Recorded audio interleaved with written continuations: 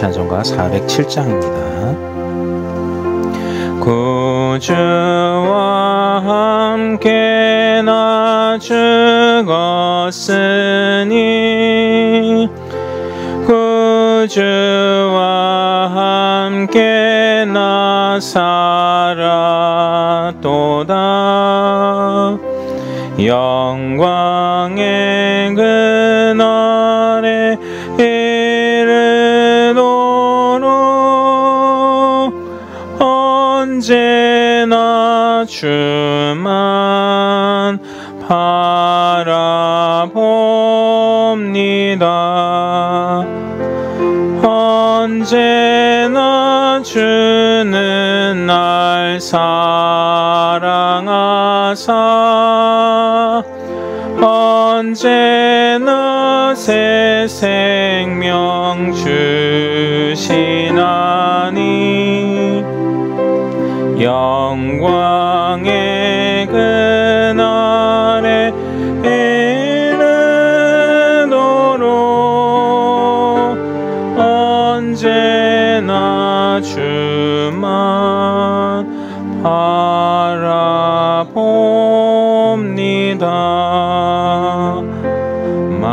마음속에 시험을 받을 때와 무거운 근심이 있을 때에 주께서 그때도 같이 하사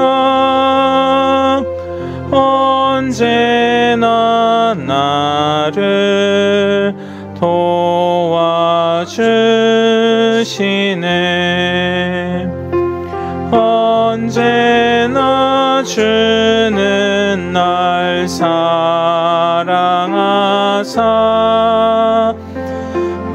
언제나 새 생명 주시나니 영광의 그날에 이르도록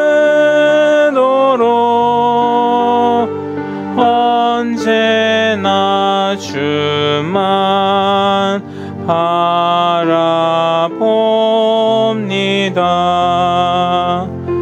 뼈 아픈 눈물을 흘릴 때와 쓰라린 마음으로 단식할 때 주께서 그때도 같이 하사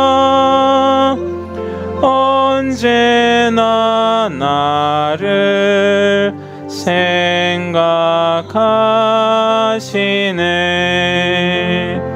언제나 주는 날 사랑하사 언제나 새 생명 주시나니 영광의 그날에 이르도록 언제나 주만 바라봅니다. 내 몸의 약함을 아시는 주 못 고칠 질병이 아주 없네. 괴로운 날이나 기쁜 때나 언제나 나와 함께 계시네. 언제나 주는 날 사랑하사 언제나 새 생명 주시나니 영광의 그날에 이르도록 언제나 주만 바라봅니다.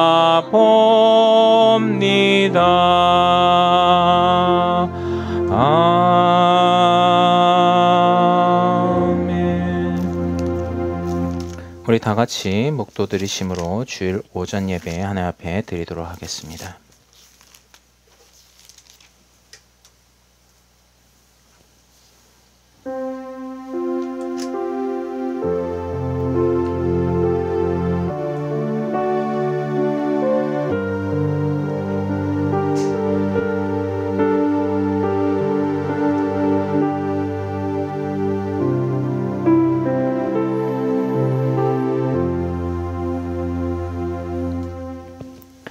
이 세상 모든 만물을 창조하시고 또 하나님의 형상대로 인간을 창조하시사 하나님과 함께하며 살아갈 수 있는 그 은혜와 축복을 우리 모두에게 허락하심을 감사드리옵나이다.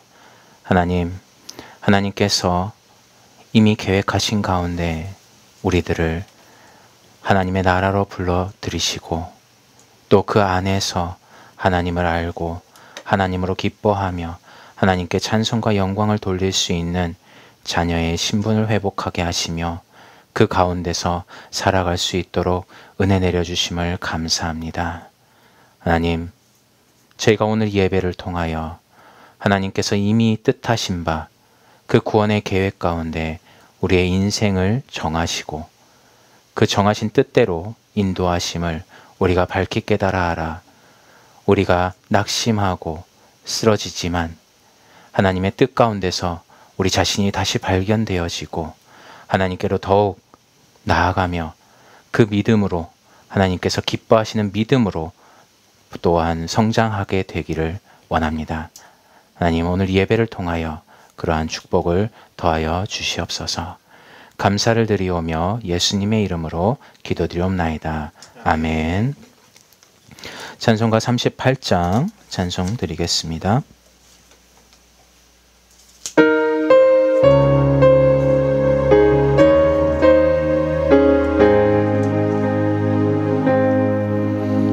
예수 우리 왕이여 이곳에 오셔서 우리가 왕께 드리는 정광을 받아 주소서. 우리는 주님의 백성, 주님은 우리 왕이라.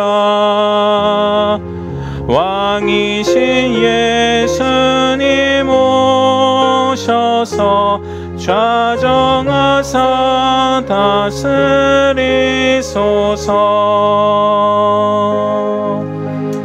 예수 우리 주시여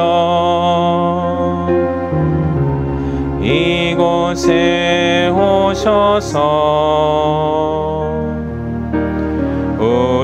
우리가 주께 드리는 찬양을 받아 주소서. 우리는 주님의 종들, 주님은 우리 주시라. 주 대신 예수님 오셔서 이 찬양을 받아 주소서.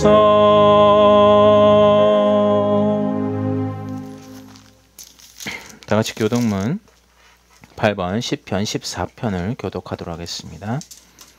교동문 8번 시편 14편입니다. 어리석은 자는 그의 마음에 이르기를 하나님이 없다 하는도다. 그들은 부패하고 그 행실이 가증하니 선을 행하는 자가 없도다.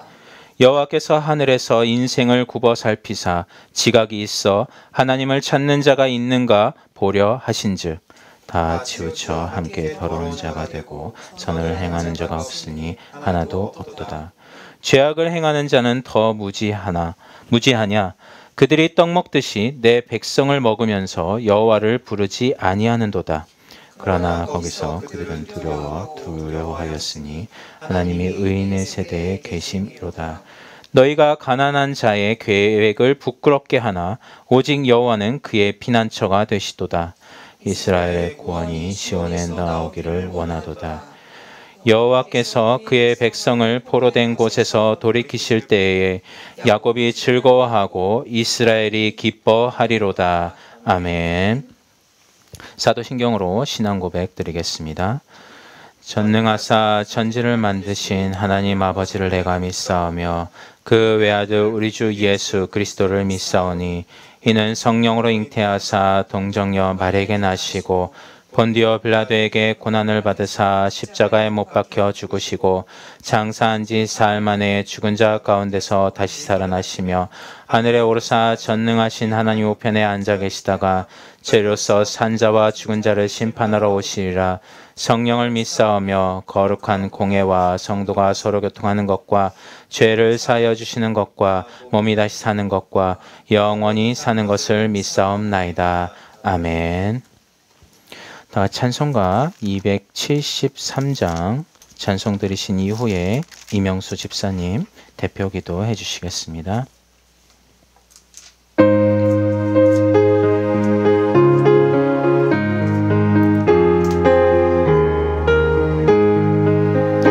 나 주를 멀리 떠났다 이제 옵니다.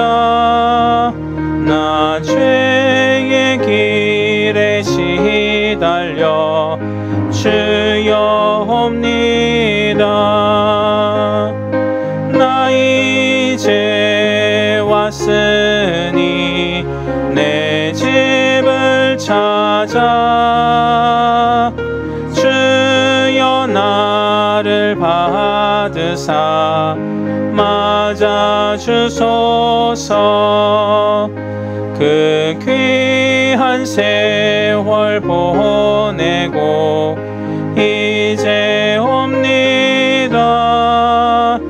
나 뉘우치는 눈물로 주여 옵니다. 나 이제 왔으니 내 집을 찾아 주여 나를 받으사 맞아주소서. 나 죄에 매여 고달파 이제 옵니다.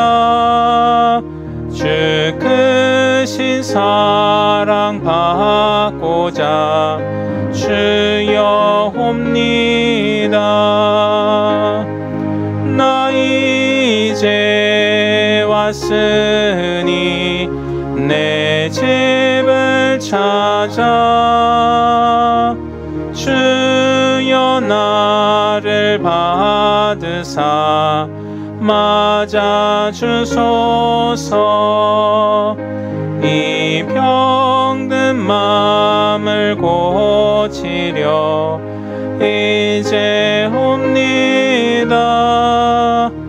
큰 힘과 소망 바라고 주여 옵니다. 나 이제 왔으니 내 집을 찾아 주여 나를 받으사 맞아주소서. 나 바랄 것 것이 무언가 우리 주 예수 날 위해 죽임 당하심 믿고 옵니다. 나 이제 왔으니 내 집을 찾아 주여 나를 받으사 맞아 주소서.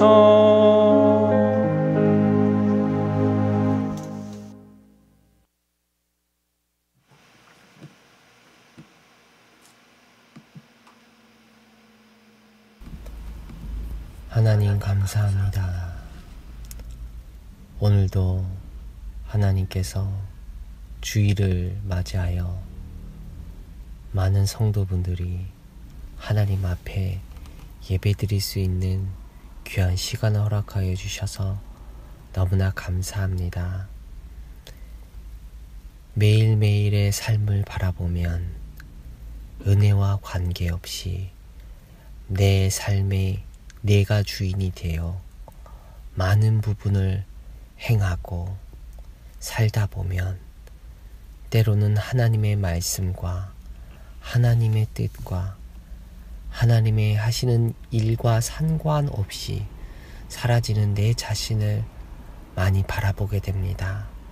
하나님, 정말 은혜가 없이는 사라질 수 없다고 그렇게 말씀을 들어도 나는 늘 은혜 없이 살아가려고 내 자신이 하나님이 되어 그 자리에 서 있고 또 되어지면은 되어지는 대로 안 되어지면 안 되어지는 대로 하나님의 자리에 앉아서 늘 고통받고 늘 염려하고 내일을 걱정하며 살아가는 연약한 자임을 주님 앞에 고백합니다.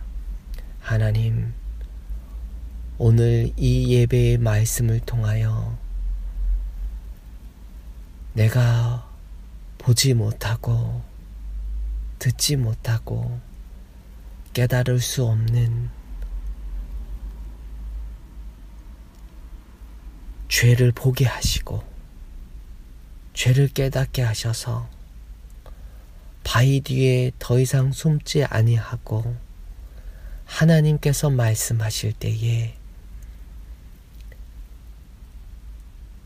내 모습 이대로 하나님의 앞에 나올 수 있는 귀한 예배의 시간 되어질 수 있도록 하나님 이 시간에 은혜를 내려주시길 간절히 소망합니다. 하나님, 많은 성도님들이 보이는 문제, 보이지 않는 문제, 여러 가지 문제들로 고난 중에 있습니다. 하나님, 이 고난이 하나님이 하시는 일을 발견할 수 있는 그런 귀한 축복의 과정으로 되어질 수 있도록 오늘 이 예배의 말씀을 통하여 깨달아지고 발견되어지고 확인되어지는 그런 시간이 되어질 수 있도록 하나님 성령으로 역사하여 주시옵소서. 오늘 말씀을 증거하실 목사님에게 주의 성령으로 충만하게 역사하사 그의 입술을 주장하시고 그의 마음을 주장하시고 생각을 주장하셔서 인간은 한계 있지만 하나님은 한계가 없으신 부분을 말씀을 통하여 듣는 저희와 말씀을 증거하신 목사님에게 동일한 은혜로 충만하게 역사해 주시길 소원합니다. 비록 우리가 여러 가지 사정으로 함께 모여 예배할 순 없지만 각각의 현장 속에서 드리는 이 예배가 하나님 더욱더 성령으로 충만할 수 있는 그런 예배의 시간이 되어질 수 있도록 하나님 더욱더 충만하게 역사하여 주시옵소서.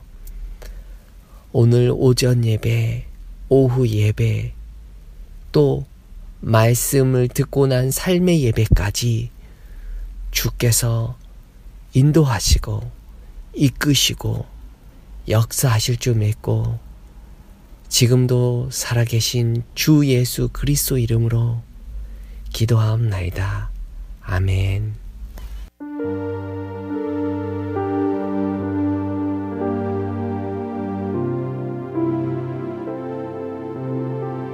더 14절부터 21절까지 말씀입니다. 오늘 본문 말씀 이사야서 43장 14절부터 21절 제가 봉독하도록 하겠습니다. 너희의 구속자여 이스라엘의 거룩하니 여호와가 말하노라. 너희를 위하여 내가 바벨론에 사람을 보내어 모든 갈대아 사람에게 자기들이 연락하던 배를 타고 도망하여 내려가게 하리라. 나는 여호와 너희의 거룩한 이요 이스라엘의 창조자요 너희의 왕이니라. 나 여호와가 이같이 말하노라. 바다 가운데의 길을 큰 물 가운데에 지름길을 내고 병거와 말과 군대의 용사를 이끌어내어 그들이 일시에 엎드려져 일어나지 못하고 소멸하기를 꺼져가는 등불 같게 하였느니라. 너희는 이전 일을 기억하지 말며 옛날 일을 생각하지 말라. 보라 내가 새 일을 행하리니 이제 나타낼 것이라. 너희가 그것을 알지 못하겠느냐? 반드시 내가 광야의 길을 사막의 강을 내리니 장차 들짐승 곧 승냥이와 타조도 나를 존경할 것은 내가 광야의 물을 사막의 강들을 내어 내 백성 내 택한 자에게 마시게 할 것임이라. 이 백성은 내가 나를 위하여 지었나니 나를 찬송하게 하려 함이라. 아멘. 이 시간 특송 이후에 이 시간은 특송이 있도록 하겠습니다.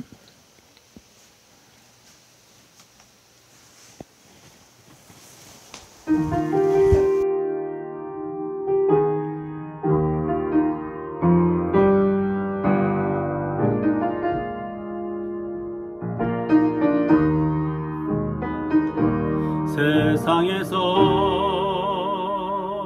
천일을 사느니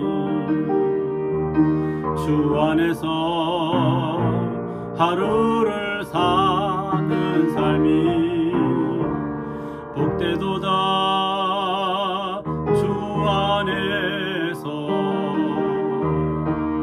하루를 사는 삶이 십자가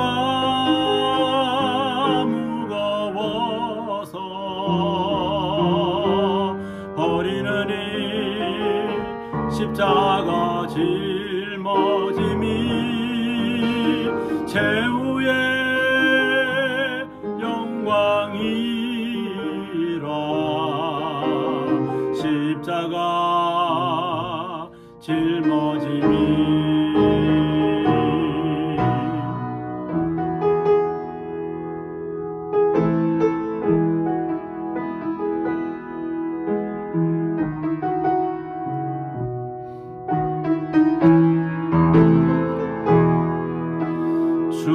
주님을 떠나서 부요하느니 주님을 모시고 가난함이 은혜로다. 주님을 모시고 가난함이 은혜로다. 십자가 무거워서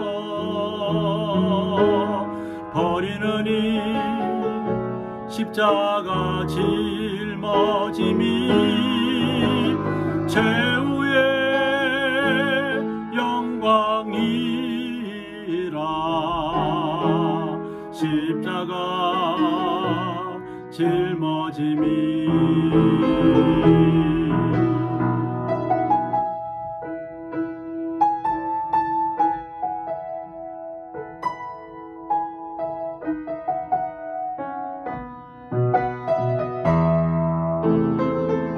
세상에서 천일을 사느니 주 안에서 하루를 사는 삶이 복되도다. 주 안에서 하루를 사는 삶이 십자가 무거워서 버리느니 십자가 짊어짐이 최후의 영광이라. 십자가 짊어짐이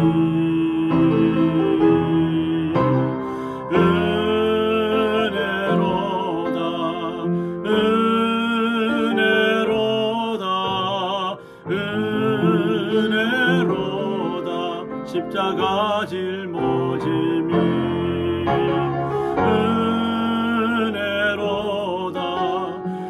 은혜로다. 은혜로다. 십자가 짊어짐이 은혜로다. 은혜로다. 십자가 짊어짐이 은혜로다. 은혜로다. 은혜로다. 십자가 짊어짐이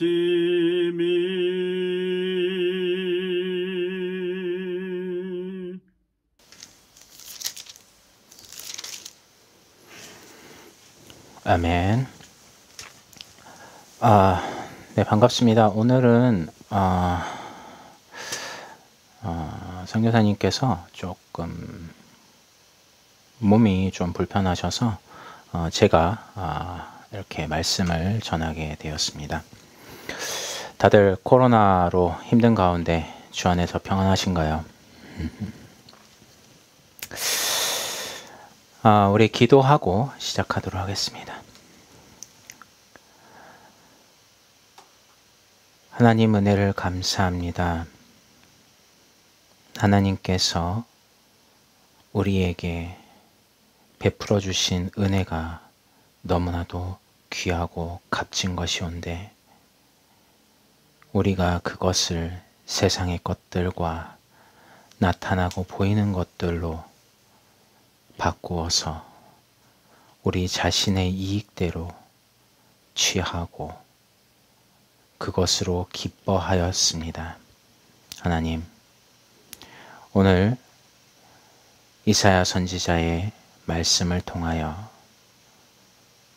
당시 이스라엘 백성들의 모습을 통하여 우리의 모습이 어떠한지 또 하나님이 우리에게 나타내시고자 하시는 구원이 무엇인지를 분명히 깨달아 알아 하나님 앞으로 더욱 나아갈 수 있는 귀한 시간 될 수 있도록 인도하여 주시옵소서. 전하는 자 듣는 자 모두 하나님 앞에서 은혜가 필요한 자입니다. 온전히 성령께서 주장하여 주시옵소서. 감사를 드리오며 예수님의 이름으로 기도드리옵나이다. 아멘.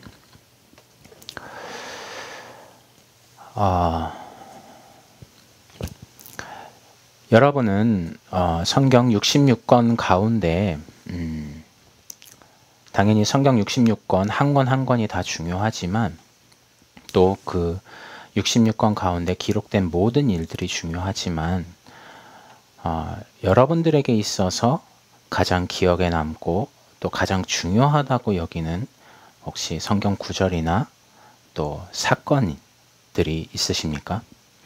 그렇다면 그것은 과연 어떤 사건이고 어떤 말씀입니까? 저는 성경 가운데 중요한 사건들이 많이 있지만 가장 중요한 사건은 창조라고 생각이 됩니다. 물론 예수님께서 오시고 우리를 위해 피 흘리시고 우리의 죄를 다 감당하시고 죽으시고 부활하심, 우리에게 구원의 길을 열어주심, 이것도 굉장히 중요합니다. 그것이 제일 중요할 수도 있겠죠. 그러나 저는 창조라는 것이 굉장히 중요하다라고 생각을 합니다. 그 이유는 하나님께서 시작을 우리들에게 나타내 보여주지 않으셨다면 우리는 이 세상과 내가 어디에서부터 어떻게 시작되었는지 또 그리고 그 방향이 어떤지를 알 수 없기 때문입니다. 그렇기 때문에 우리는 창세기를 살펴보면서도 하나님께서 하신 일들을 기록한 것들을 많이 찾아볼 수 있는데요. 그 가운데 창세기 1장 1절에는 태초에 하나님께서 태초에 천지를 창조하시니라 라고 나오죠. 그것은 결국 하나님께서 이 세상 모든 만물을 하나님의 뜻 가운데서 창조하셨다라는 말씀이에요. 태초라는 것은 시간의 시작을 얘기하는 것이거든요. 또한 그 창조하시면서 그 공간의 시작을 의미하는 것이기도 합니다. 그렇다면 그 창조라는 것은 우리는 이전에 아무런 존재가 아니었고 또한 아무런 가치 있는 것들이 아니었음에도 불구하고 하나님은 그 창조를 통해서 의미를 부여하시고 또 창조를 통해서 그 생명을 주시면서 그것이 의미 있게 하시고 또 그 창조를 통해서 인간의 시작이 무엇인지 또 세상의 시작이 무엇인지를 나타내 보여주십니다. 우린 그것을 신학적인 용어로 계시라고 부릅니다. 계시라는 것은 하나님이 삼위일체 하나님께서 서로 상의하시고 결정하신 내용을 그 계획을 삼위 하나님만 알고 계신 것이 아니라 그것을 나타내 보여주셨다라는 것이에요. 그래서 하나님의 말씀으로 창조된 세계를 보면서 우리가 무엇을 할 수 있냐?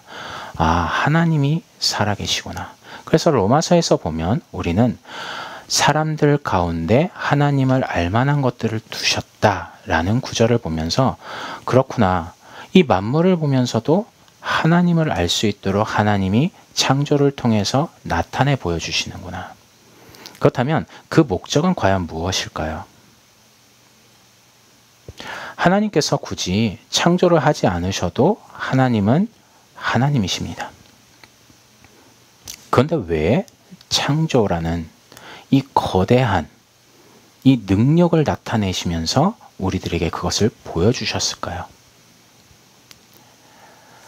하나님께서는 그 모든 창조물들을 다 창조하시고 인간을 지으시고 인간과 같이 함께하는 축복을 허락하셨어요.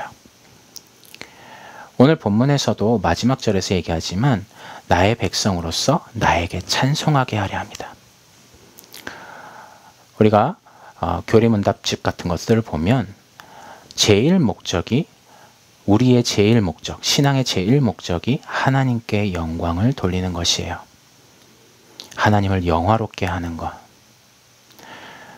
그것의 다른 설명이 오늘 본문 말씀 마지막 절에 하나님께 찬양을 돌리는 것이거든요. 그렇다면 우리 인생은 창조되어서 또 이 세상에 태어나서 살아가는 동안에 하나님의 목적에 맞도록 살아갈 수 있도록 하나님이 그것들을 계획하셨어요.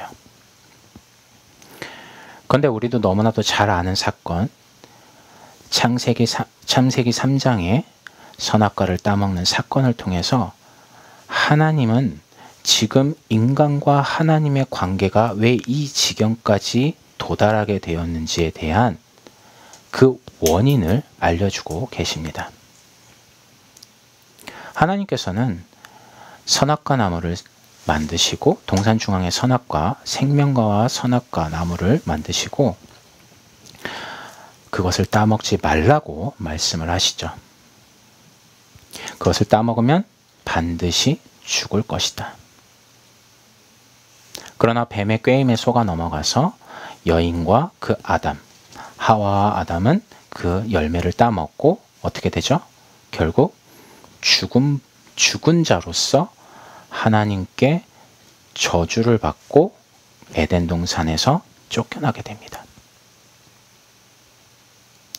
마치 타인의 일과도 같아요. 너무나도 먼 과거의 일과도 같습니다. 하지만 우리가 그 말씀이 당시 시대에만 있었던 말씀, 정말 역사적으로 있었던 말씀으로만 여긴다면 우리는 성경을 볼 필요가 없어요. 또 성경의 말씀이 하나님의 말씀이 아닌 거예요. 단지 그것을 이야기로만 여긴다면 하나님이 지금 그것을 기록한 그 목적과 그 뜻을 우리가 알 수 없기 때문에 그 말씀은 나에게 하나님의 뜻을 알려주는 그 은혜로서 작용을 하지 못합니다. 하나님이 그것을 기록하게 하심은 우리의 죄, 즉 하나님과의 관계가 어그러진 것, 그것의 시작이 어디에서부터이고 지금도 우리가 어떤 일들을 벌이고 있는지를 성경에 기록된 많은 사건들과 또 하나님께서 하시는 일들을 통해서 그것의 실제적인 것이 무엇인지를 우리에게 나타내 보여주십니다. 그렇기 때문에 우리에게 성경의 말씀이 하나하나 내 삶 속에 적용이 되는 것이죠. 왜죠? 하나님의 말씀으로 받아들여졌기 때문에. 하나님의 말씀으로 받아들여졌다라는 것은 즉 성령께서 깨우쳐 주지 않으시면 우리가 하나님의 말씀을 말씀으로 받을 수 없습니다. 감동이 될 수도 없고요. 그것에 대해서 생각해 보지도 않습니다. 그렇다면 우리는 하나님의 말씀을 들으면서 무엇을 점점 알아가게 되냐? 아, 지금 나의 반응들 속에서 하나님이 여전히 하나님의 일을 하고 계신다는 것을 발견하게 되죠. 그럼 점점 어떻게 되어지냐? 하나님의 말씀에 귀를 기울이게 되고 하나님의 말씀이 나의 인생 가운데 나침반이 되어지고 그 말씀이 없다면 나는 더 이상 살아갈 가치가 없다라는 것이 발견될 정도로 우리가 변화되어집니다. 근데 우리가 실제 삶을 살다 보면 육신의 많은 것들이 유혹을 합니다. 실제 아담과 하와에게 유혹되었던 그 선악과는 존재하지 않지만 선악과와 같이 아담과 하와를 유혹할 만한 것들이 너무나도 많이 있죠. 청년들에게는 여러 가지 경제적인 문제, 또 이성의 문제, 또 장년들에게는 가족의 문제, 또 자녀의 문제, 또 노년에 가서는 자신의 사후의 문제, 여러 가지들이 생각들을 가져오게 만들고 그 생각 속에 묶이게 되고 그 생각으로 인해서 넘어지기도 하고 쓰러지기도 합니다. 사실 어떻게 보면 그 일이 아직 벌어지지도 않았는데 우리는 그 세상의 생각들로 인해서 고통받고 힘들어하게 되는 것이죠. 또 그 생각으로 인해서 우리가 그 문제를 바라볼 때 다른 시각으로 바라볼 수 없게 됩니다. 그럼 과연 하나님께서는 이것을 아셨을까요? 모르셨을까요? 아셨다는 거죠. 하나님께서는 아담과 하와가 선악과를 따먹을 것을 아셨을까요? 아셨어요. 그렇다면 왜 따먹도록 내비두셨을까요? 우리는 그런 질문을 당연히 할 수밖에 없어요. 마찬가지로 우리가 이 생각과 마음이 세상의 모든 것들에 유혹을 받아서 여러 생각들에 묶여서 낙심하고 쓰러지고 혹은 거기 안에서 많은 소모적인 일들을 행할 것을 아셨을까요? 아셨죠. 그럼 왜 이것들을 허락하셨을까요?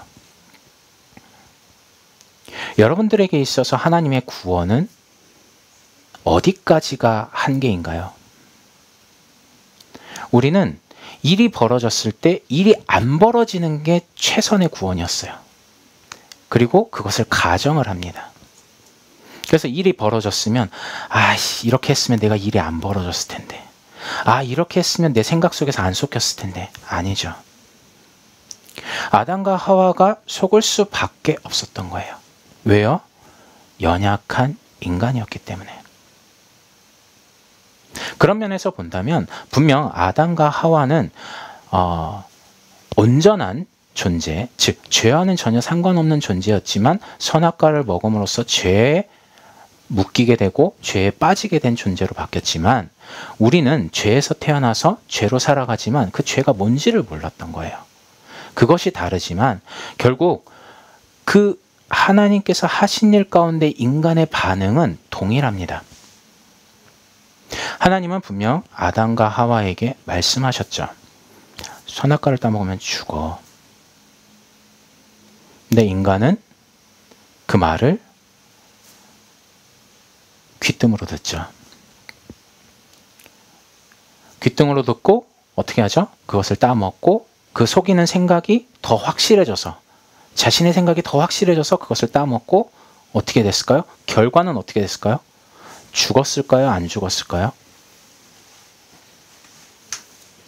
안 죽었어요. 그런데 우리는 알고 있죠. 이미 영적으로 하나님과 단절된 것이 곧 실제적인 죽음이라는 것을. 육신으로 살아있기 때문에 자신은 살아있다라고 착각을 하는 거예요. 그런 만큼 자신의 의지를 발동해서 문제들을 해결하려고 합니다. 나뭇잎을 엮어서 치마를 만들어서 그 수치를 가리고, 그 전에는 전혀 수치가 되지 않았어요. 수치로 여기지 않았었던 것들이에요. 그것에 대해서 전혀 생각지도 않았던 것들이에요. 아니, 생각할 필요도 없었어요. 왜? 이미 완전했기 때문에. 왜 완전했을까요? 에덴 동산 안에 있다는 건 하나님 나라 안에 있다는 거예요. 하나님 나라 안에 있다면 그것이 어떤 악한 것이나 수치가 되는 것들이 아니었어요. 그런데 죄의 첫 번째 반응은 하나님이 온전하게 여기시는 것, 하나님이 보셨을 때 선하다고 여기셨던 것들을 어떻게 했죠? 수치로 여기기 시작했어요. 뭔가 어그러진 거예요. 하나님이 생각하는 것과 내 생각이 뭔가 어그러진 거죠. 그러면서 아담과 하와는 하나님의 음성을 들으면서도 피하게 됩니다. 왜요? 이전에는 하나님이 말씀하시면 같이 함께하고, 또 하나님이 지혜를 주셔서 그 동물들을 데려오면 이름을 지어줄 정도로 하나님과 손발이 딱 맞는 존재였는데, 지금은 어떻게 됐죠? 하나님이 찾아오셔도 피하는 존재로 바뀌게 됐어요. 여러분, 우리가 하나님의 말씀을 들을 때 정말 하나님의 말씀이 간절하고 듣기를 원하고 그렇습니까? 사실 저만 봐도 말씀을 들을 때 정말 간절하게 들었던 적이 몇 번이 있을까라는 생각을 해보게 됩니다. 근데 간절히 들었던 기억들을 제가 돌이켜보면요, 언제였나 가만히 보면 내가 정말 코너에 몰렸을 때, 내가 정말 이제는 정말 내가 죽겠구나 했을 때. 여러분, 참 신기하죠? 인간은 눈에 보여지는 것들을 전부로 여기고 살아왔던 만큼 자신의 목숨에 대해서 굉장히 중요하게 여깁니다. 맞아요. 왜냐하면 자신의 목숨이 사라진다는 것은 자신의 존재가 없어진다라는 것과 동일하기 때문에 그렇죠. 왜냐면 존재가 사라진다? 내가 이 세상에 없다? 여러분 생각해 보셨습니까? 얼마나 끔찍합니까? 근데 또 너무나도 허탈한 부분은 제가 이렇게 장례식도 가보고 많은 분들의 죽음을 접해봤지만 정말 중요한 역할을 하셨던 분들도 돌아가시고 나면 누군가가 그 자리를 대체해서 세상이 잘 돌아가요.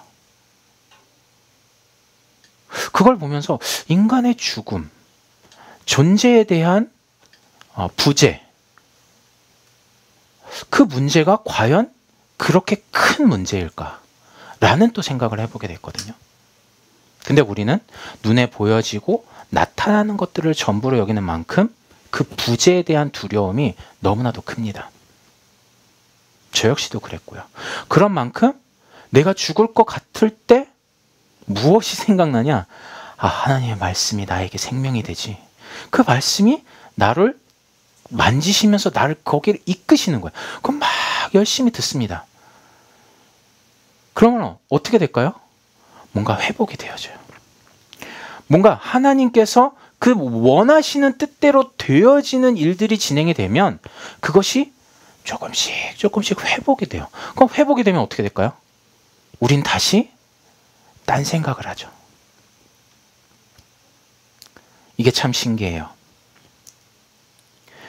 하나님이 주신 그 하나님이 허락하신 그 구원의 은혜 가운데 있을 때 우리는 늘 감사하고 기뻐하며 그것이 늘 지속되기를 원하지만 실제 우리가 육신을 가지고 이 세상에 살아가는 만큼은 육신을 전부라고 여겨서 살아왔던 만큼은 하나님의 그 베푸시는 그 구원의 일 가운데 우리는 실제적으로 그 구원의 은혜를 더욱 바라는 것보단 그 구원의 일들로 인하여 내 인생 속에서 나타나는 그 결과적인 일들을 자연스럽게 추구하게 되더라고요.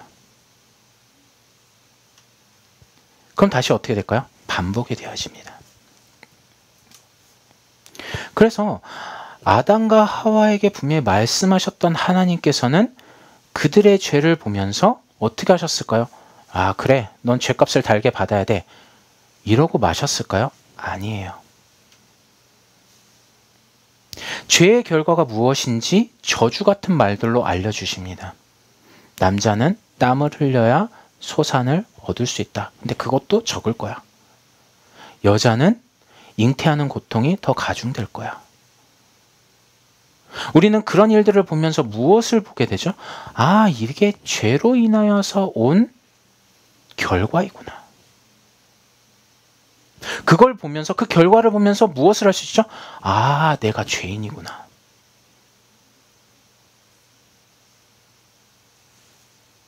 근데 우리는 반대로 축복을 받으면 하나님께서 주신 것이라고 생각을 한다라는 거예요. 맞습니다. 하나님의 구원의 일이 우리 가운데, 우리 인생 가운데 이루어질 때는 우리는 항상 죄인의 신분에서 의인의 신분으로 변화되어지고 또 실제적으로 우리가 삶을 살아감에 있어서 하나님과 교제하는 가운데 죄인의 속성이 점점 의인의 속성으로 바뀌어지게 돼요. 이전에 깡패짓을 했던 사람이 정말 순한 양처럼 변화되기도 하고요. 그럼 우리는 그걸 보면서 무엇이라고 여길까요? 하나님이 하셨구나. 맞습니다. 근데 우리는 그것에 대해서 감탄하면서 기뻐할 줄만 알았지 실제적으로는 그 간증들을 들으면서 어떤 생각을 했어요? 내게도 저런 일이 일어났으면. 왜 그럴까요? 우리는 여전히 눈에 나타나고 보여지는 것들의 변화가 더 달콤했던 거예요.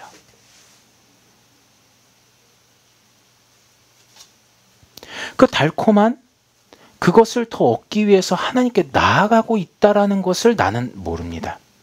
근데 언제 알까요? 하나님의 구원의 일들로 말미암아 나타난 그 결과가 얻어지지 않았을 때, 아니 내가 생각하는 당연히 일어나야 되는 그 결과가 내 인생 속에 일어나지 않았을 때, 또 더 심각한 정도는 뭘까요?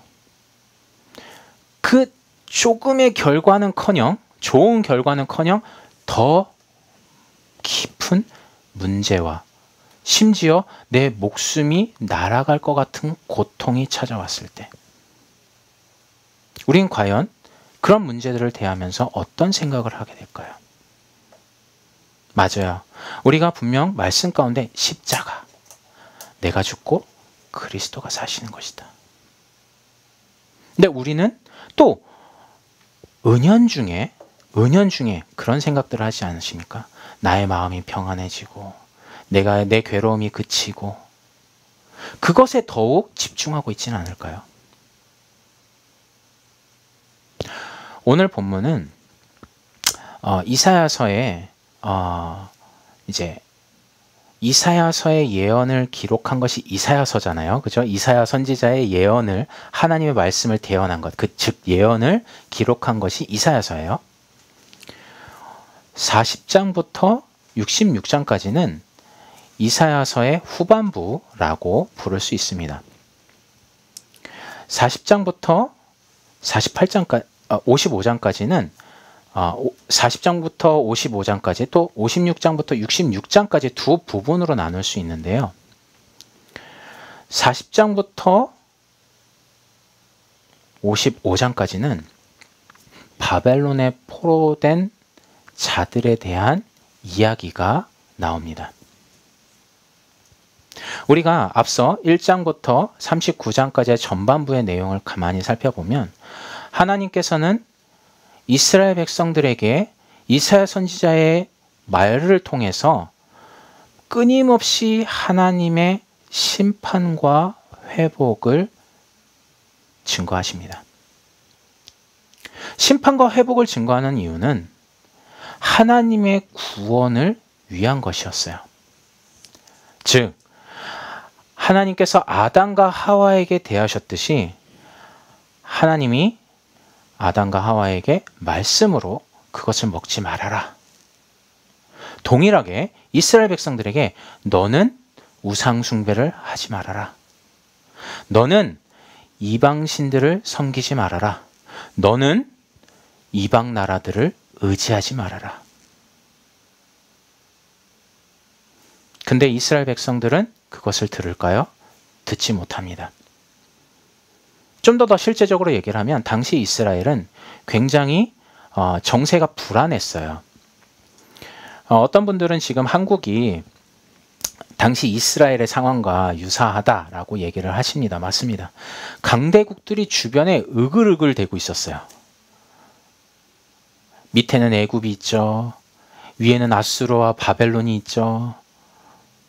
너무나도 강대국들이 주변에 자리 잡고 있었던 거예요.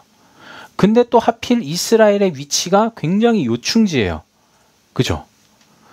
그 애굽으로 가려면 그 길을 지나갈 수밖에 없어요. 그 이스라엘 땅을 지나가야지만 애굽으로 갈 수 있고, 애굽도 북쪽으로 전진해 나가려고 하면 이스라엘 땅을 지날 수밖에 없는 거예요. 그러니까 어떻게 될까요? 굉장한 요충지, 그 길목에 있다 보니까 강대국들의 공격을 받을 수밖에 없는 자리에 있었던 거예요. 여러분, 강대국들의 공격을 많이 받게 되면 그 나라가 어떻게 될까요? 피폐해지죠. 그리고 그 패배의식과 그 상처들 어마무시하거든요. 그리고 그런 기록이 있지 않습니까? 그 이방 나라들이 공격할 때가 언제냐? 씨를 뿌리는 봄에, 또 추수할 가을에 이렇게 오거든요. 왜 그때 오냐? 그때가 공격하기 제일 좋아요. 왜냐? 여름엔 덥고 겨울엔 추우니까. 근데 그것을 통해서 우리가 뭘 볼 수 있죠? 아, 하나님께서 이스라엘 백성들에게 심판하실 때는 어느 정도까지 심판을 허락하시는구나를 우리가 살펴볼 수 있는 것이죠. 그래서 분명히 하나님께서는 그런 명령들, 그 말씀들을 이스라엘 백성들에게 주시지만 이스라엘은 솔로몬 왕부터 어긋나기 시작해요. 솔로몬 왕이 하나님께 영광을 돌리는 진짜 귀한 왕이었잖아요. 그 1000번 제사를 드릴 정도로 1000번제를 드릴 정도로 하나님께 영광을 돌리고자 하는 왕이었어요. 그래서 하나님은 너무나도 기뻐하셔서 다윗의 약속을 기억하시면서 솔로몬에게 지혜를 허락하시죠. 근데 솔로몬은 이미 하나님도 섬기고 자신의 방법, 즉 이방 나라를 의지하는 것도 동시에 진행하고 있었던 거예요. 그만큼 어떤 정책들을 폈냐? 이방 나라들과 정혼하는 정책들을 폈습니다. 그러면서 애굽을 굉장히 의지하고 동맹국으로 여겼어요. 근데 하나님께서는 그 이방 나라들에 대한 동맹을 굉장히 싫어하셨어요. 왜 그랬을까요? 여러분, 이방 나라와 동맹을 맺는다, 이방 나라의 도움을 받는다, 그 말은 뭘까요? 그 말은 뭐예요? 내가 진짜 강하고 괜찮으면 남의 도움이 필요할까요? 필요 없죠. 근데 그 도움의 손을 벌린다는 것은 자신의 연약함과 부족함이 드러났기 때문이거든요. 그러면 그 연약함과 부족함이 드러났을 때 하나님께서는 무엇을 원하시냐? 하나님 앞으로 나아오길 원하시는 거예요. 아니, 하나님께서 그 연약함을 일부러 드러내시는 거죠. 왜요? 우리의 존재, 인간이라는 것이 어떠한 존재인지를 있는 그대로 나타내시는 거예요. 그것이 이방 나라의 공격을 통해서든 그것이 자신의 생각의 속힘을 통해서든 드러내시는 거예요. 그것의 목적은 뭐죠? 내게로 나아라. 솔로몬에게 반복적으로 얘기하죠. 너는 우상신을 섬기지 말아라. 이방 나라를 의지하지 말아라. 근데 솔로몬이 들었을까요? 듣지 않았어요. 그렇기 때문에 하나님은 뭘 약속하시냐? 나라가 분단될 거야. 그럼 솔로몬은 어떻게 그것을 대처했을까요? 아, 정말 내가 죄인입니다 라고 하면서 하나님께로 나가. 아니요, 그게 아니라 그 분단될 사람을 색출해내려고 그러는 거예요. 그 분단을 일으킬 여로보암을 색출해내는 거예요. 근데 너무나도 희한한 게요, 분명 솔로몬은 애국과 동맹과 같은 관계로서 굉장히 친분이 있다고 그랬잖아요. 그런데 여로보암이 어디로 도망을 가냐? 애굽으로 도망을 갑니다. 그럼 당연히 어떻게 된 거죠? 좋은 관계니까 당연히 넘겨줄 거라고 생각을 당연히 우리는 하게 되잖아요. 근데 애굽은 그 여로보암을 넘겨주지 않아요. 희한하지 않습니까? 우리가 그토록 유사시에 도움을 받고자 많은 친분을 쌓았던 그 사람이, 그 나라가, 내가 지금 이 나라가 분단될 위기에 처해 있는, 하나님의 그 말씀이 분명히 이루어질 걸 아는데 처해 있는 그 사람을 색출해서 없애기만 하면 될 거라고 생각을 하면서 그 방법을 동원했는데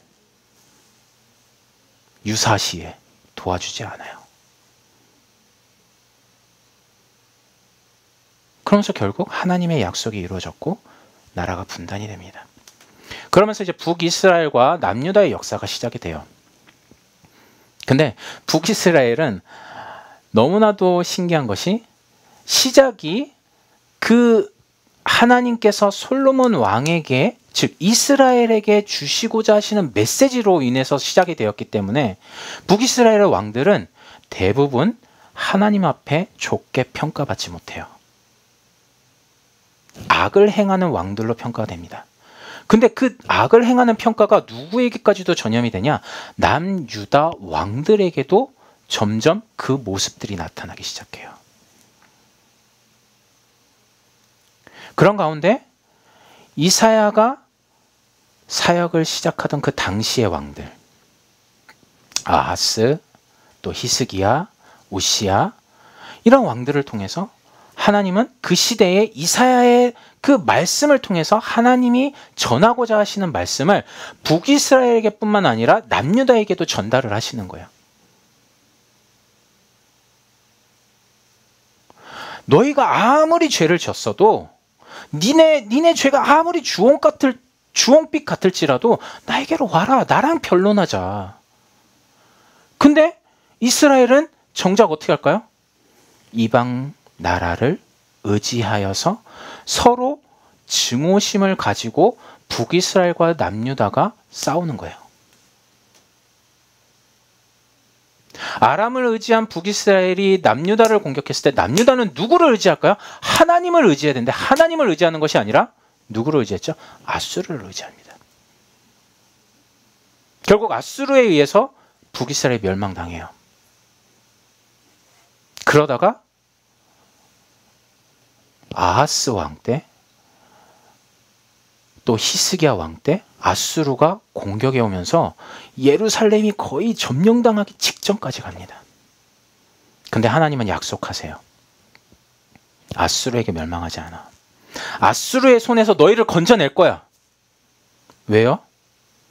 하나님이 그 나타나는 구원을 통해서 하나님이 지금 심정이 무엇인지, 즉 하나님이 나타내시고자 하시는 것이 무엇인지를 나타내 보여주시도록. 나는 너희를 창조했고 너희를 구원한 하나님이야. 너희와 함께 해야만 하는 존재야. 너희는 나와 함께 해야만 하는 존재야. 그것을 나타내기 위해서 한 민족을 선택하셔서 성경에 기록했고 그들의 죄악을 보면서 우리는 무엇을 생각할 수 있을까요?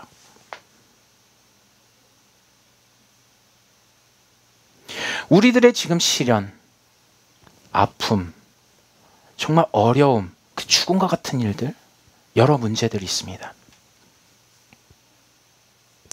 누구에게로 왔을까요?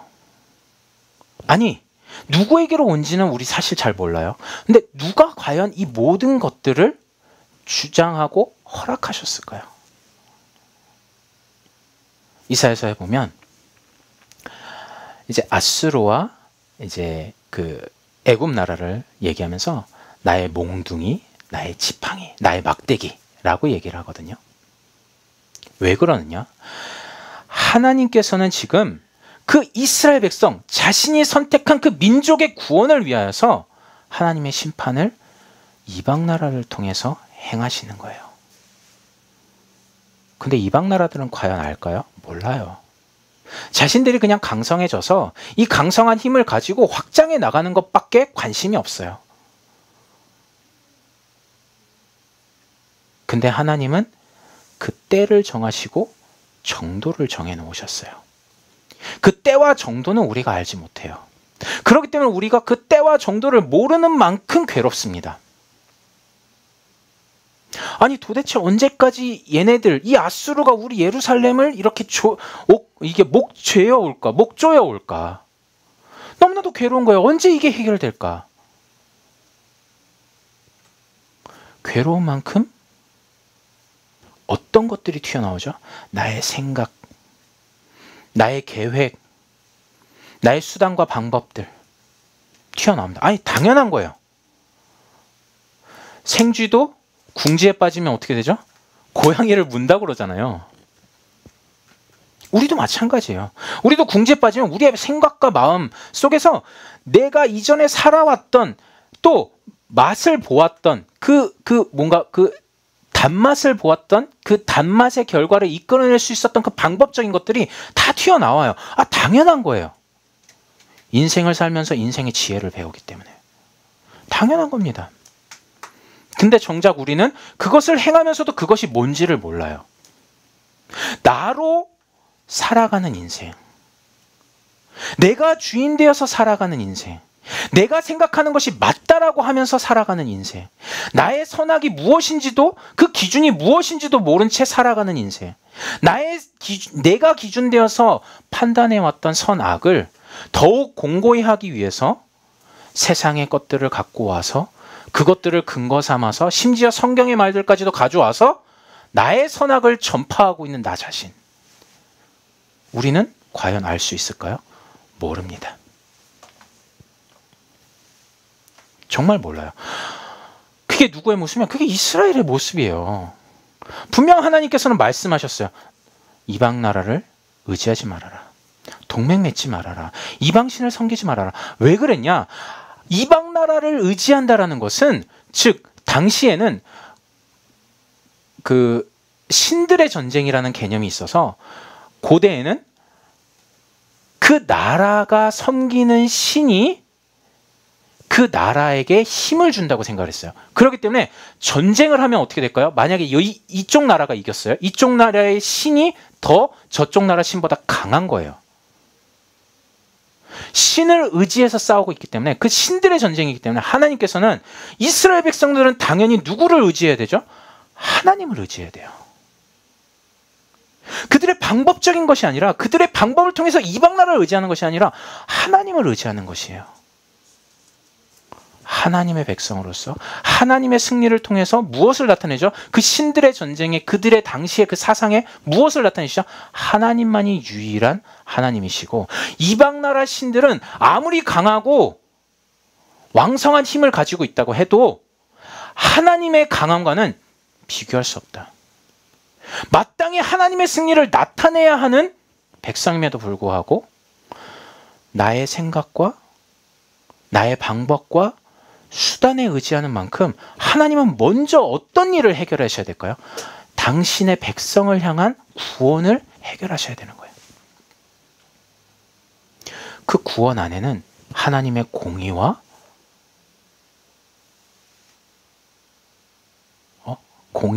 사랑이 감춰져 있어요. 근데 우리는 어떻게 생각하죠? 구원하면은 항상 사랑만 생각을 하잖아요. 저도 그래요. 제가 만약에 뭐 심장에 약간 문제가 생기면 하나님 빨리 치료해 줬으면, 이 고통의 순간이 빨리 지나갔으면. 우리는 정작 그 고통의 문제를 통해서 하나님께로 나아가기보다는 그것이 빨리 해결되기를 바라는 마음으로 하나님께 나아가요. 그럼에도 하나님 그걸 받으세요. 너무 신기하죠? 그럼에도 하나님 그걸 받으세요. 왜 받으실까요? 하나님의 계획이 우리에게 작정되어졌기 때문에. 하나님의 계획이 뭘까요? 상한 갈대를 꺾지 않으시고 꺼져가는 심지도 끄지 않으시며 기다리시는 거예요. 하나님은 창조주시고 구원하시는 하나님이라는 것을 너희 이전의 시대가 뭐였냐? 출애굽을 통해서 하나님의 구원을 체험한 민족이고 그로 인해서 탄생한 민족이다. 근데 지금 내가 행할 구원은 이전의 출애굽의 구원과는 다른 거야. 출애굽이 뭔가요? 이스라엘 백성들의 민족이 형성되기까지 정말 절대적인 사건이었거든요. 그렇기 때문에 이스라엘 백성들에게는, 지금도 이스라엘 사람들에게는 모세오경이 굉장히 중요해요. 그 안에 많은 율법이 있어서 중요하기도 하지만 그 출애굽이라는 그 사건, 그것으로 말미암아 이들의 민족이 형성되었기 때문에 그것에 대한 중요성을 굉장히 중요하게 여깁니다. 여러분, 우리의 구원의 시작 중요합니다. 하지만 그것이 전부가 아니에요. 우리가 인생을 살아가면서 우리가 정말 이스라엘 민족들과 같이 나도 모르게 하나님이 허락하신 심판 앞에서 하나님께로 나아오는 것이 아니라, 하나님께서 지금 우리에게 눈에 보이도록 허락하신 그 중보자를 통하여서 하나님께 나아가는 것이 아니라, 우리의 방법과 우리의 생각과 수단을 의지하는 만큼 우리는 그릇된 길로 나아갈 수밖에 없다라는 것을 발견하게 되지 않습니까? 하나님이 이 일을 위하여서 우리들에게 구원을 허락하세요. 심판을 허락하세요. 그 심판 가운데 우리는 너무나도 힘이 들고 어렵고 정말 애처롭습니다. 차라리 빨리 죽는 게 나을 정도로. 그런 얘기 하지 않습니까? 이런 고통과 고난이 언제 끝날지 모르는 만큼 정말 터널을 지나고 있는 것 같다. 정말 어두컴컴한 터널 가운데 나 혼자만 외로이 덩그러니 있는 것 같다. 맞아요. 저도 그랬어요. 정말 그냥 나 혼자만 이런 고통을 다 감당하고, 나 혼자만 왜 이렇게 슬퍼해야만 하고, 나 혼자만 왜 이렇게 상처가 많아야 되고, 너무나도 싫었습니다. 근데 그거는 여전히 자신을 중요하게 여기기 때문에 그래요. 하나님이 비춰주시는 그 빛 가운데서 하나님을 바라보고 나를 보는 것이 아니라 여전히 내 수준으로 나를 바라보고 있기 때문에. 그게 이스라엘이었어요. 우리가 장차 저도 마찬가지지만 우리가 1분 1초에 우리의 믿음이 어떻게 변질될지 우리는 아무도 모릅니다. 또 우리의 삶 속에서 하나님에 대한 태도가, 자세가 어떻게 변화될지 우리는 아무도 몰라요. 우린 장담할 수가 없어요. 왜 그렇습니까? 성경에 그 일이 기록되어 있기 때문에. 아니, 그리고 실제로 우리 인생을 봐도 그것이 맞다라는 것을 발견하게 됩니다. 어제까지만 해도 정말 충만했던 내가 오늘 한순간 누구의 말 한마디 때문에 이전의 과거의 상처까지도 다 드러나서 어떡하죠? 그 상처를 다 토해냅니다. 그것이 나쁜 것이 아니에요. 그 상처를 토해낼 때 누가 괴로울까요? 남도 괴롭지만 본인 스스로가 너무나도 괴롭습니다. 왜요? 무엇이 기억될 때마다 괴롭까요? 하나님이 구원하셨을 때 그 충만함이 기억될 때마다 지금의 나의 이 처참한 모습 앞에서 괴로울 수밖에 없어요. 정말 그냥 차라리 그냥 빨리 죽는 게 나을 정도로, 그냥 모든 거 다 떨쳐버리고 그냥 차라리 죽는 게 나을 정도로.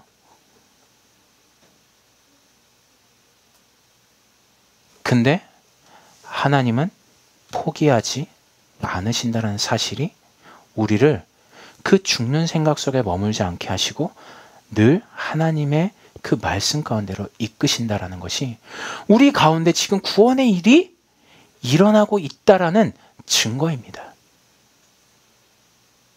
그래, 너희가 이전에 출애굽했어. 근데 그 이전 일을 기억하지 마. 왜? 내가 너의 인생 속에서 너의 나라를 통하여서 새 일을 행할 거야.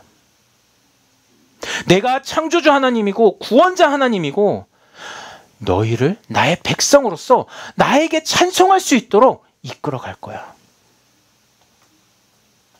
이 메시지가 누가 듣고 있을까요? 이 말씀을 지금 누가 듣고 있을까요? 예언이라고 제가 말씀을 드렸죠. 지금 이 메시지를 지금 누가 듣고 있죠? 예언이라고 그랬어요. 예언이라는 것은 굉장한 힘을 가지고 있습니다. 청중의 범위가 한계가 없어요. 청중의 범위가. 그게 무슨 말이냐? 이사야가 성전 앞에서 혹은 성전 안에서 말씀을 대언합니다. 그럼 그 말씀을 누가 듣죠? 그 당시의 백성들이 들어요. 근데 그 당시의 백성들이 그것을 듣고 회개했을까요? 회개치 않았어요. 하지만 하나님께서는 남은 자들을 위하여서 그 당시의 메시지를 그렇게 정말 심판과 회복을 반복해서 증거하시거든요. 남은 자. 근데 듣지 않았던 자들은 어떻게 됐을까요? 결국 바벨론의 포로로 끌려갑니다. 그 포로 생활이 과연 평안했을까요? 평안하지 않죠.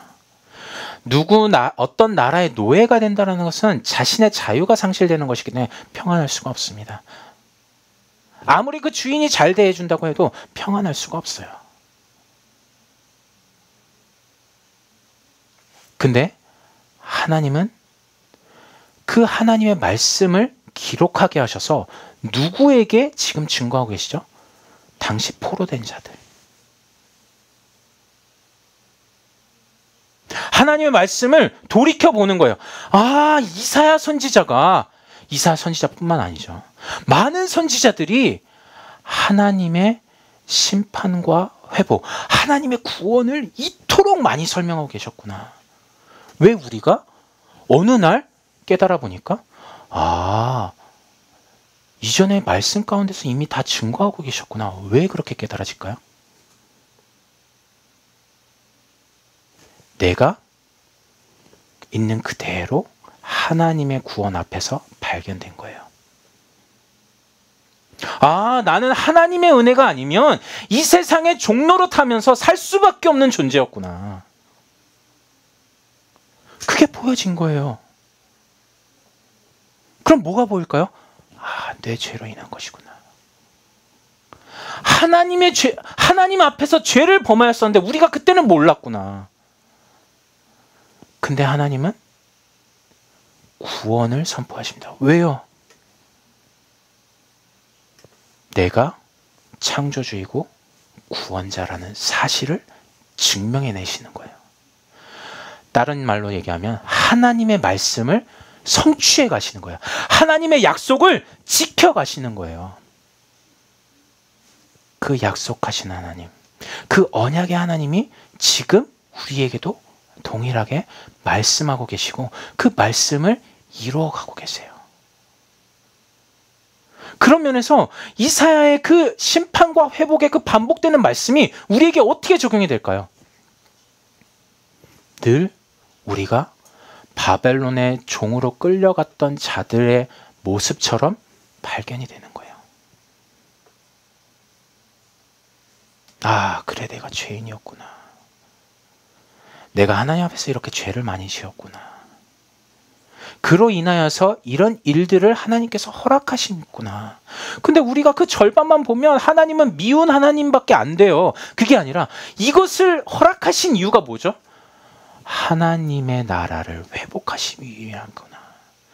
하나님이 하나님 되시기 위함이구나. 그것을 깨닫게 되면 어떻게 될까요? 그 고통이 될까요? 고통되지 않습니다. 오히려 그 고통받는 자의 마음속에 무엇이 심어질까요? 하나님을 향한 희망이 생겨집니다. 그 하나님이 구원을 이루시기로, 빨리 이루시기로 원하는 그 소망이 나의 소망으로 바뀌어지게 됩니다. 그럼 점점 어떻게 될까요? 나는 보이는 구원을 바라는 것이 아니에요.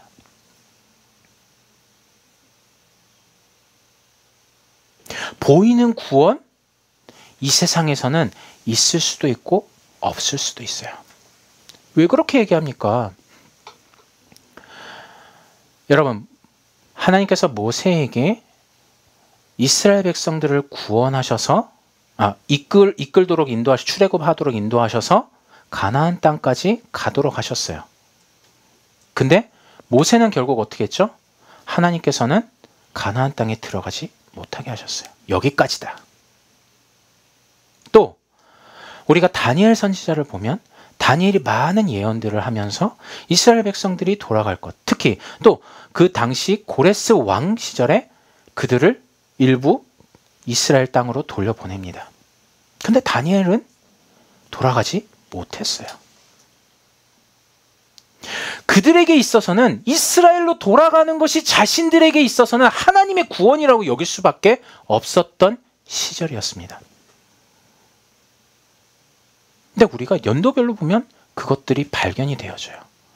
아, 그렇구나.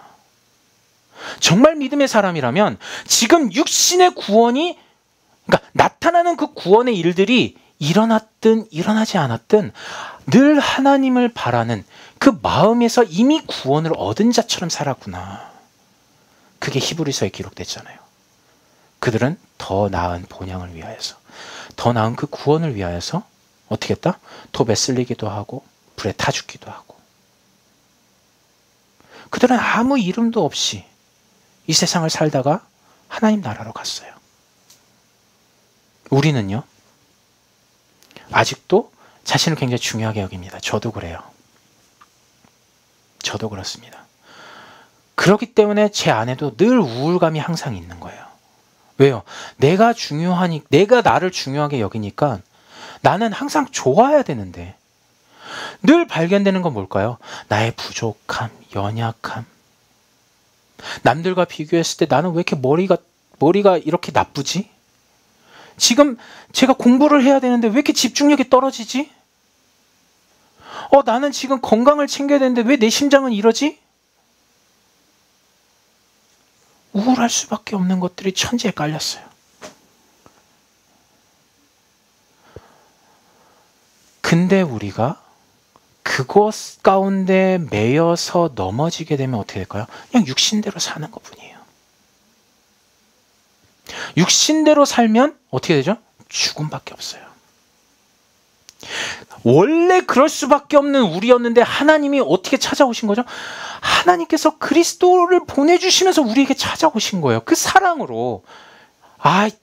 성동이를 보니까 안 되겠다. 내가 진짜 이놈을 그냥 아예 나의 계획 속에서 박박 목사님과 황은혜 사모 그 가정에서 태어나게 해서라도 그냥 하나님의 은혜라는 것이 뭔지를 깨닫게 해야겠다. 나는 알까요? 몰라요. 모른다니까요. 나는 몰라요. 모르니까 어떻게 할까요? 나에게 주어진 환경을 남과 비교하면서 나는 왜 이럴까? 왜 이럴 수밖에 없지? 뭐가 발견이 안 된 거죠? 하나님의 뜻이 발견이 안 된 거예요. 뭐를 중요하게 여기는 거죠? 나를 중요하게 여기는 거예요. 나만 볼 수밖에 없는 거예요. 그러니까 자꾸 그 우울감에 빠지게 되는데 그 우울감은 정상이에요. 왜요? 우울감이 있기 때문에 나는 나를 의지할 존재다?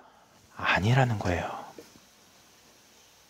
근데 여전히 저도 저를 의지합니다.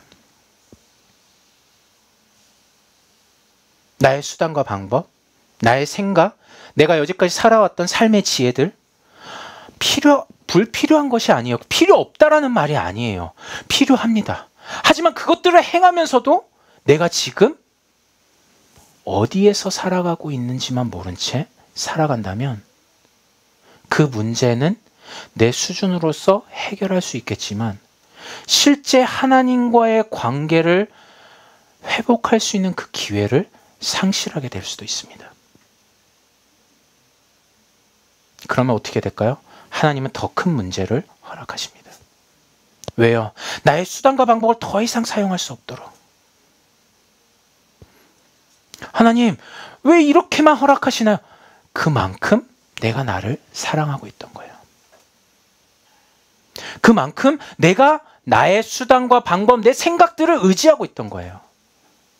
여러분, 우상을 섬긴다? 그것은 외부적인 것입니다. 이미 내가 나를 사랑하고 나를 중요하게 여기는 만큼 외부의 것들을 나를 도움되는 것들로 여길 수 있도록 외부의 신을 만들어서 섬기는 것뿐이에요. 이미 내 안에 나의 우상이라는 것이 세워져 있어요. 내가 하나님 되어서 세워진 거예요. 그게 이스라엘 백성들의 모습이었고 그 반복되는 것들 속에서 망하면서까지도 알지 못했는데 지금 우리에게 일어나고 있고 우리도 이 망하는 일들을 반복해서 경험하다 보니까 알게 되는 거예요. 나에게는 구원이 없는 거구나. 내가 무엇을 해결하거나 이룰 수 있는 존재가 아니구나. 근데 그것만이 다가 아니에요. 믿는 자에게는 능치 못함이 없다라는 말은 무엇이냐? 그리스도 안에서 하나님이 그 구원하신 그 능력 안에서는 내가 행하는 모든 것들이 하나님이 기뻐 받으시고 그 안에서 변화되어지는 과정 속에서 나타나는 모습이에요. 왜 그렇게 허락하실까요? 그것들을 통해서 무엇을 나타내시고자? 하나님의 구원을 나타내시기 위해서. 이사야 선지자는 하나님의 말씀을 대언하면서 하나님의 관심이 비단 이스라엘 백성에게만 있다라는 것을 말하고 있지 않아요. 하나님은 이스라엘 백성들을 심판하시기 위해서 이방 나라를 사용하시면서 이방 나라에게도 하나님의 관심을 표현하고 있습니다. 그것은 뭘까요? 이스라엘에게 심판을 내리기 위해서 하나님이 몽둥이와 막대기로 사용하시면서 그들에게 하나님의 능력이 어떠한지를 나타내 보여주시면서 이스라엘로 하여금 하나님께로 돌이키시고 그 하나님은 그 남은 자들을 통하여서 하나님의 그 구원의 일을 회복하는 일들로서 나타내시는 가운데 무엇이 드러날까요? 하나님의 구원이 분명하게 드러납니다. 그 분명히 드러날 때 누가 강해지죠? 이스라엘이 강해지는 만큼 누가 약해질까요? 이방 나라들이 약해질 수밖에 없어요. 약해진다라는 것은 무엇을 드러냄이죠? 하나님의 심판을 드러냄이에요. 하나님이 너의 존재를 바로 보아라 라고 하는 하나님의 그 구원의 일이 나타나는 것이에요. 아, 그렇구나. 그렇다면 우리가 무엇을 할 수 있을까? 나의 잘됨은 나를 위해서 하나님이 허락하신 것이 아니라 무엇을 위하여서? 하나님의 구원을 나타내시기 위함이구나. 그렇기 때문에 목사님께서 늘 말씀하시잖아요. 나의 잘됨도 나의 안 되는 것도 나의 것이 아니다. 나의 자랑과 못함 나의 것이 아니다. 왜요? 오직 하나님의 그 큰 뜻, 하나님의 그 구원을 나타내시기 위하여서 허락하신 것이다. 그러면 우리가 고통 중에 있을 때는 하나님의 영광을 나타낼 수 없을까요? 아니에요. 우리가 많은 선배들을 보잖아요. 그들의 고통을 통해서 우리가 무엇을 발견하게 되죠? 그들의 그 인내함 속에서, 믿음으로 인내함 속에서 무엇을 발견하게 되죠? 하나님이 그의 인생을 고통 가운데서 걸어가게 하시면서 하나님이 이끄신다라는 것을 분명하게 나타내신다는 것을 우리가 발견하게 되죠. 우리가 사실 그것 때문에 기뻐하고 그것 때문에 감사하는 거잖아요. 그럼 무엇이 발견되냐? 나의 인생도 지금 고통과 사망, 저주 가운데 걸어가는 것 같은데 하나님이 지금도 나를 인도하고 계시는구나. 나로 하여금 이 말씀에 귀를 기울이게 하시고 그 고통과 고난을 통해서 더욱 하나님께로 의지할 수 있도록 나를 이끌어가고 계시는구나. 그때 우리가 무엇이 발견되어지냐? 하나님은 창조주이시고 하나님은 구원자이시구나. 그때 더 우리 가운데 어떤 변화가 일어나냐? 우리의 찬송을 받기에 합당하신 하나님이라는 것이 사실적으로 확인되어지고 고백되어진다라는 것입니다. 하나님의 구원은 우리가 제한할 수 없어요. 제한할 수 없다라는 말은 우리의 방법과 우리의 수단으로 하나님의 구원을 이룰 수 없다라는 것이에요. 다만 하나님께서 구원을 나타내시는 그 일 가운데 우리의 수단과 방법이 사용되기도 합니다. 그렇기 때문에 우리는 어떻게 해야 될까요? 하나님께로 늘 나아가야 합니다. 다른 것이 필요 없어요. 하나님을 하나님으로 인정하는 것, 또 나를 피조물로서 인정하는 것, 그것이 창조의 원래 질서였어요. 하나님의 새 창조라는 것은, 하나님의 새 일이라는 것은 그 구원을 통하여서 원래 인간의 그 질서, 그 창조 질서를 회복하시면서 그 가운데서 복주기를 원하시는 것입니다. 그래서 한 주간도 이런 하나님의 은혜와 축복이 함께 하시는 여러분들, 성도 여러분들 되시기를 예수님의 이름으로 축원합니다. 기도하겠습니다. 하나님 은혜를 감사합니다. 하나님께서 우리에게 허락하신 그 구원의 은혜 너무나도 감사드리옵나이다. 우리는 하나님의 구원을 바로 알지 못했던 만큼 우리의 육신의 그 달콤한 그 결과들만 하나님의 구원으로 여기며 하나님을 믿으려 해왔음을 고백합니다. 하지만 하나님께서는 하나님의 구원에 한이 없음을, 우리가 고통 가운데 빠졌을 때 그것을 우리들로 하여금 확인케 하시는 줄 믿습니다. 우리가 지금 어려움 가운데, 또 낙심 가운데, 상처 가운데, 문제 가운데 빠진 자들이 있는지요. 하나님께서 그들에게 말씀으로 위로해 주시고 그 고통 가운데 하나님께서 이미 계획하신 그 뜻대로 우리들을 이끄신다라는 그 믿음을 허락하여 주시옵소서. 우리는 알지 못하오나 하나님께서는 우리 인생 가운데 하나님의 구원을 허락하시고 그 구원이 우리 인생 가운데 실제가 되어질 수 있도록, 또 그 구원을 통하여서 만방이 우리의 그 구원을 보며 하나님께로 나아올 수 있도록 하나님께서 이루어 주시옵소서. 한 주간도 이런 은혜가 우리 가은교회 모든 성도님들에게 충만하게 임하기를 소원합니다. 하나님께서 인도하여 주시옵소서. 감사를 드리오며 예수님의 이름으로 기도드리옵나이다. 아멘.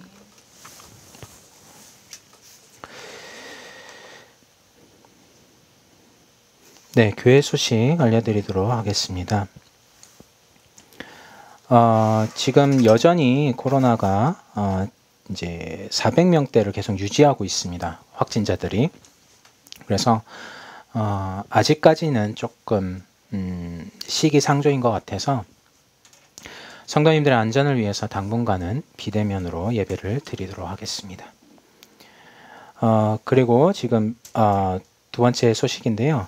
박숙희 권사님이 지금 코로나 확진되셨다가 치료를 받고 지금 회복 중에 계시는데 여전히 좀 호흡하시는데 회복 중에 있지만 좀 여전히 호흡하시는 데는 조금 어려움이 있으신 것 같습니다. 기도해 주시기 바랍니다. 또 그리고 이제 지난주에 저희가 소식을 접했는데요. 이제 이상호 장로님과 박혜옥 권사님 또 이재림 집사 그 가정이 이제 코로나에 확진이 되었습니다. 이제 먼저는 이제 다른 분을 통해서 박혜옥 권사님이 확진이 되셨고요.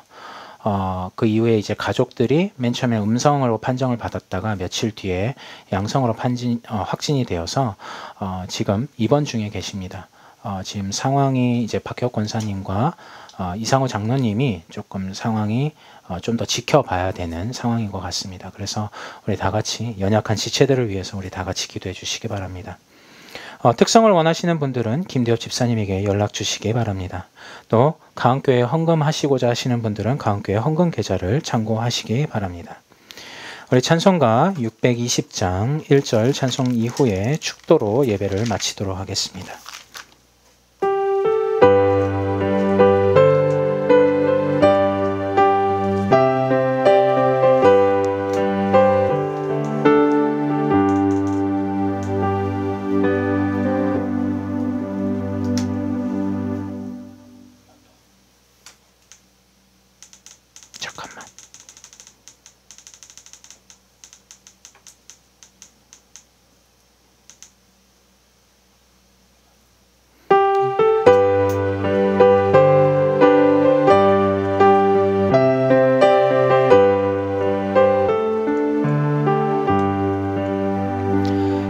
여기에 모인 우리 주의 은총 받은 자여라. 주께서 이 자리에 함께 계심을 하노라. 언제나 주님만을 찬양하며 따라가리니 시험을 당할 때도 함께 계심을 믿노라. 이 믿음 더욱 굳세라. 주가 지켜주신다. 어두운 밤에도 주의 밝음이 인도하여 주신다. 하나님 은혜를 감사합니다. 정말 하나님의 그 은혜의 가치를 깨닫고 더욱 하나님의 구원을 소망하는 성도님들이 하나님 앞에 기쁨으로 드린 그 헌금을 기억하시고 그 개인과 가정에게 하나님의 구원을 풍성히 베푸시며 그들의 가정을 통하여 또 그들의 그 개인을 통하여서 하나님의 살아계심을 나타내시 주시고 또한 복에 복을 더하시사 그들을 통하여 하나님의 구원을 이루어가는 일에 쓰임 받을 수 있도록 축복하여 주시옵소서.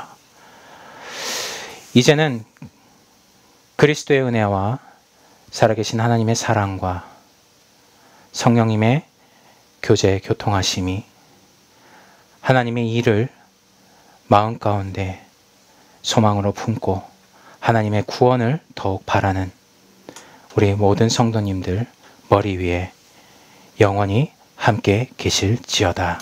아멘.